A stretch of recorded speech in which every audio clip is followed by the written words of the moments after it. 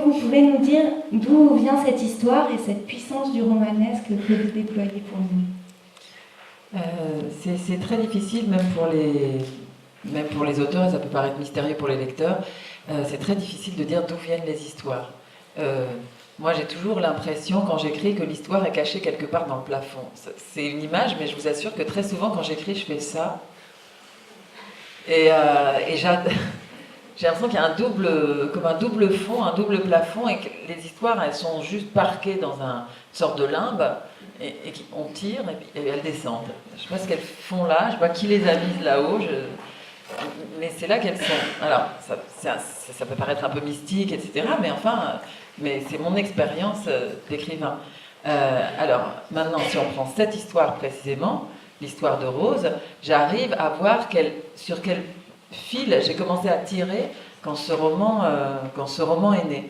Un des fils qui est pourtant peut-être pas pour le lecteur ne sera pas le plus évident, c'était celui du nourrisson.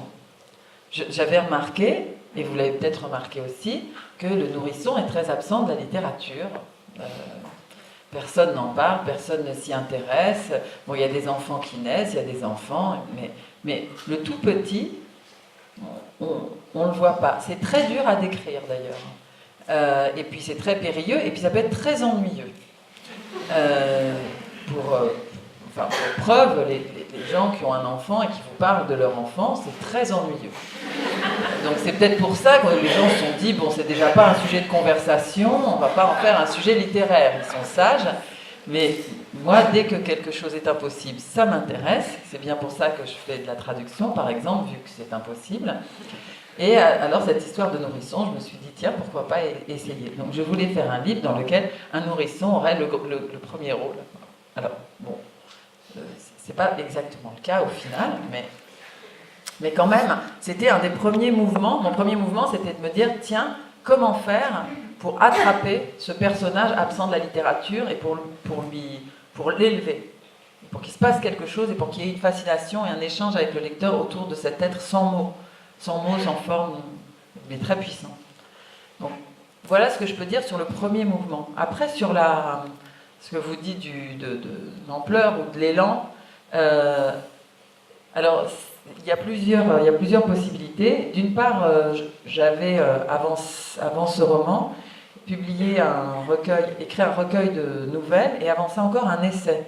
Donc comme je ne sais pas s'il y a parmi vous des agriculteurs, mais parfois, il arrive que pour que la terre se repose, on alterne les cultures. Et j'étais bien reposée du romanesque, puisque j'avais fait de l'essai et des nouvelles, format court. Alors, j'ai pu réensemencer ce champ. Donc il y avait ça, je crois, une sorte de frustration d'avoir pas été sur le... Alors maintenant je suis épuisée, maintenant je par contre, je veux bien écrire des comptines, je crois, je suis prête peut-être un slogan, je sais pas, je suis morte en gros. Mais donc il y avait ça, il y avait cette envie d'y aller, renouvelée par le retrait de ce champ-là, et puis aussi les lectures.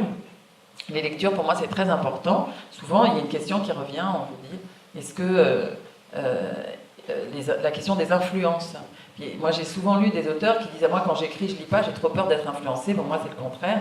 J'ai très envie d'être influencé parce que je considère que la plupart des écrivains sont meilleurs que moi, donc c'est toujours mieux que... Si seulement ils peuvent m'influencer, ça ne me fera que m'aider. C'est pour ça aussi que je traduis beaucoup d'auteurs, de préférence des auteurs majestueux, pour être influencé.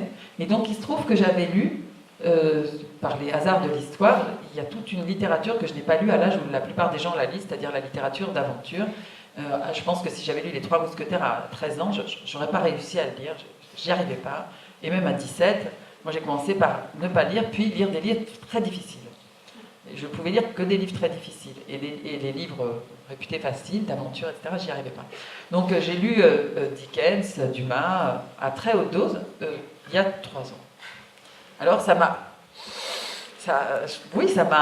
appelé, quoi. Je me suis dit, tiens, c'était agréable à lire, et je regardais comment ils faisaient, comment c'était fabriqué.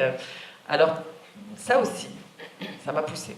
Est-ce que le grand roman d'une vie et d'une famille, de ses difficultés à aimer, à affronter la vie, se raconte d'abord par le corps. Et est-ce qu'il y a une réjouissance à écrire le corps? Là aussi, c'est un défi parce que le corps, c'est le sans mots. Enfin, quand on parle des mots du corps, c'est toujours M-A-U-X, quoi, c'est pas M-O-T-S. Et puis moi, un de mes maîtres dans la narration, c'est Isaac Bashevis Singer.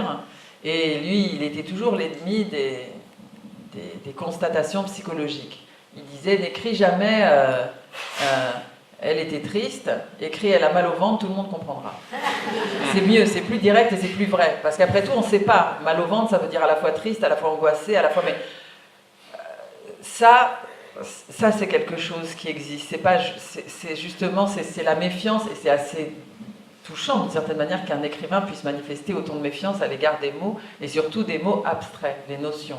Et c'était un écrivain qui a toujours été dans la matière du monde, et dans les corps, et dans les affections des corps, et dans la description des corps. Et bon, bah, c'est mon maître, alors c'est vrai que ça m'influence forcément. Et puis, et c'est vrai que là aussi, il y a un plaisir, il y a un plaisir comme en dessin, par exemple, on fait des exercices. Alors, en littérature, on pense que ça ne s'apprend pas, l'écriture. Enfin, vous voyez, par exemple, il y a les beaux-arts, hein, il y a les arts déco, il y a le conservatoire de musique, etc. Mais écrire, bah, tout le monde sait écrire. Hein, on apprend à l'école l'arbre cache la forêt, par exemple. Et donc tout le monde sait le faire, hein. Pas besoin d'apprendre, c'est très facile. Tout le monde sait parler, tout le monde sait utiliser les mots. D'ailleurs, c'est un peu vrai. Et pourtant, ça peut se travailler. Et moi, j'apparente encore maintenant, par exemple, alors que l'art, la représentation a énormément évolué, il y a encore des gens qui font de l'esquisse, qui font du nu, par exemple. Et il y a un modèle, il y a quelqu'un pour de vrai qui est là, et des gens, des étudiants, des peintres, des je sais pas quoi, qui sont là, qui dessinent. Qu'est-ce qui se passe? Pourquoi ils font ça? Qu'est-ce que c'est cet exercice? Qu'est-ce qu'il y a dans le rapport au corps qui fait que cette pratique demeure? Et je crois qu'on n'épuise jamais cette relation au corps, à la pesanteur, au rapport entre le corps et la terre, entre l'œil et ce qu'il voit, ce qu'il perçoit, ce qu'il ne perçoit pas, ce qu'il reconstruit. Et c'est très passionnant à faire. Et pour un écrivain, après tout, on pourrait dire mes personnages sont habillés la plupart du temps, mais nus aussi, assez souvent. Mais même quand ils sont habillés, on peut dire que c'est une étude. Il y a quelque chose du plaisir de l'esquisse, d'arriver à trouver une vérité dans la description minutieuse, la plus minutieuse possible, bien qu'elle soit parfois très lapidaire, d'un corps. Donc je crois qu'il y a ça, il y a vraiment cette dimension-là du plaisir de décrire les corps. Alors je crois que ce sera ma dernière question. On sent dans votre livre une aisance stupéfiante à faire vivre l'enfance. Rose se rappelle de scènes de complicité avec sa nounou. Vous décrivez la gaieté, des surprises, des tout petits enfants, les drames et les incompréhensions qu'on peut avoir dans l'enfance. Et cette écriture révèle un énorme naturel pour le lecteur. Est-ce que écrire l'enfance a à voir de près ou de loin avec votre activité d'auteur pour la jeunesse? Alors, je vais essayer d'être très bref parce que c'est la dernière question et qu'il faut laisser du temps. Donc, je crois que c'est à la fois oui et puis c'est dans l'autre sens. C'est-à-dire qu'une des raisons pour lesquelles j'écris pour la jeunesse, c'est que je n'ai jamais fait tomber des rideaux de fer entre les différents âges de ma vie. Comme le font certaines personnes par nécessité, pour des tas de raisons. Mais moi, je me suis dit très tôt que j'allais garder l'enfant. Je n'allais jamais jeter l'enfant à la poubelle, j'allais jamais être... Et par exemple, je ne suis pas du tout nostalgique, c'est un sentiment que j'ignore complètement. Et cette façon que j'ai eue très tôt, peut-être vers 7-8 ans, de me dire « n'oublie rien, garde ça », j'ai aucune mémoire, hein, mais dans les sensations. Parce que je me disais toujours, en fait, je regardais les adultes et je me disais, ils sont malades, ils comprennent absolument rien à ce qu'on ressent, qu'est-ce qui leur est arrivé, quel genre d'accident ils ont eu, pourquoi est-ce qu'ils crient, pourquoi est-ce qu'ils se tiennent mal, pourquoi leur corps est à ce point-là contraint et disgracieux, et pourquoi ils se parlent en disant bonjour, comme ça. Et j'étais stupéfiée, je me disais mais qu'est-ce qu'ils ont? Et je me disais toi ne fais pas le truc, il va sûrement y avoir un moment, un diable, quelque chose, un marchand qui va venir, qui va te dire tu peux acheter ce bonjour, ne l'achète pas, ne le prends pas, ne fais pas ce truc, résiste à cette tentation visiblement à laquelle personne n'a résisté autour de toi. Et donc, il y avait cette prise de décision très forte chez moi. Je ne sais pas pourquoi je me prenais de vouloir ça. Bon. Et donc, j'ai gardé. Et j'ai résisté, pas de tous les points de vue, sûrement que je n'ai pas résisté assez fort à toutes les transformations, mais enfin à certaines. Donc ça m'a permis de garder un accès très facile à l'enfance. Ce qui fait que j'ai écrit des livres pour enfants. Et cette question, elle est réactivée par le roman, parce que dans ce roman-là, il y a une construction circulaire, il est beaucoup question du cercle, et le temps a un déroulement circulaire.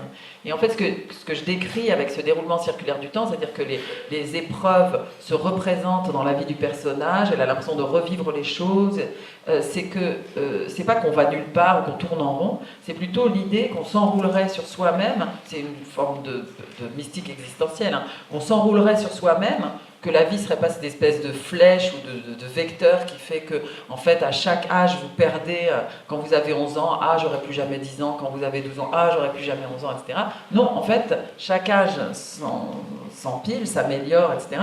Et donc, moi qui ai 49 ans, j'ai encore 11 ans, vu que je les ai eus. Qui me les enlèvera? Personne ne m'enlèvera ça. Donc, j'ai tous les âges. Et c'est quelque chose qui m'intéresse toujours quand je rencontre plus âgées sont les personnes, plus ça m'intéresse, d'entrer en contact, et elles le font très volontiers, si elles ont bien voulu garder ça, avec la toute petite personne qu'elles étaient. Et en général, on se rend compte, ah, en fait, c'est collé. En fait, c'est là, tout est là. Donc voilà pourquoi j'écris l'écriture pour les enfants, et pourquoi aussi il y a cette... c'est pas une question que vous m'avez posée, mais j'y réponds quand même. Voilà. Merci Agnès Dessart. Merci beaucoup.